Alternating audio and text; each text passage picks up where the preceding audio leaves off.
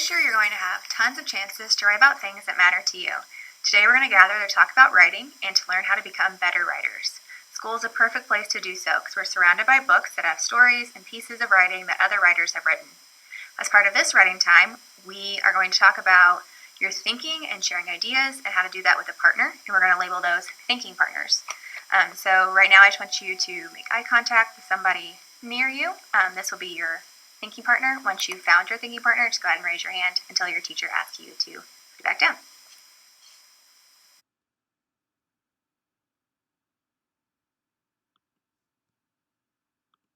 This person will be your thinking partner. Here's how thinking partners are going to work in our classrooms. When it's time to talk to your partner, I'll say, turn and talk. When you hear that, you'll turn and face your partner. You'll share your ideas and your thinking with your partner and listen to your partner share his or her thinking with you. When it's time for you to finish your conversation and turn back towards me, I'll say, 1, 2, 3, eyes on me, and you'll say, 1, 2, eyes on you. As you turn your bodies back to me, that will be our signal that it's time to come back together as a group. Let's try that a couple times. Today, as a way for us to think about writing, I want to give us all a chance to share some of the stories that make up our lives. Writers tell stories, and I know that we all have stories to share. Sometimes we just need time and space to uncover these stories. Let me show you how I think of a story from my life and then tell a bit about it. Then you'll have a turn to do the same. I'm thinking about something that happened to me. Things that I can remember well might be fun for me to write about. I remember a time when I was younger that I was riding my bike with my parents and I wasn't paying attention, and all of a sudden I turned and I crashed into my dad's bike. My dad wasn't angry and he checked and made sure I was okay, but it was a really emotional time and I was scared and I had gotten a little hurt, and so he was taking care of me.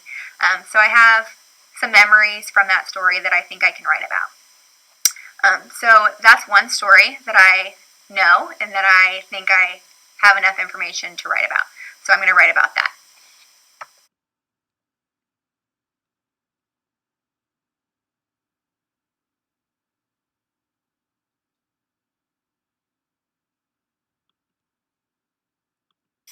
I've created an anchor chart to help us anchor our thinking and to help us remember the stories that we're sharing.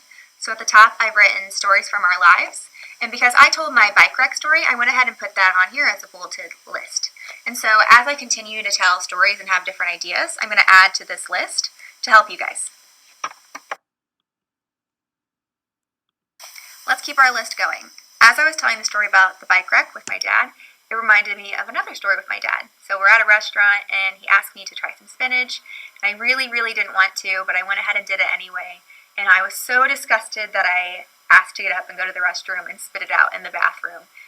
Now that I'm an adult, I really don't mind spinach as much, but then I just remember it being awful and just terrible and trying to hide the fact that I didn't really like it. So that's another story that I remembered because I told the story about my dad earlier. So do you guys have any vegetable or food stories where you thought something was gross or maybe you ended up liking it? Go ahead and turn and talk and share that story with your partner.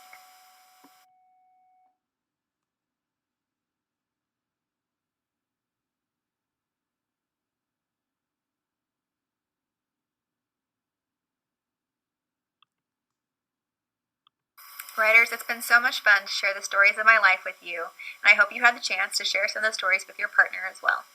What interesting lives we all have led. Part of the fun of being a writer is reliving memorable moments from our lives and then sharing those moments with readers. We've added a lot of stories to our list, and I'm sure over the next couple of days, our list will grow and grow.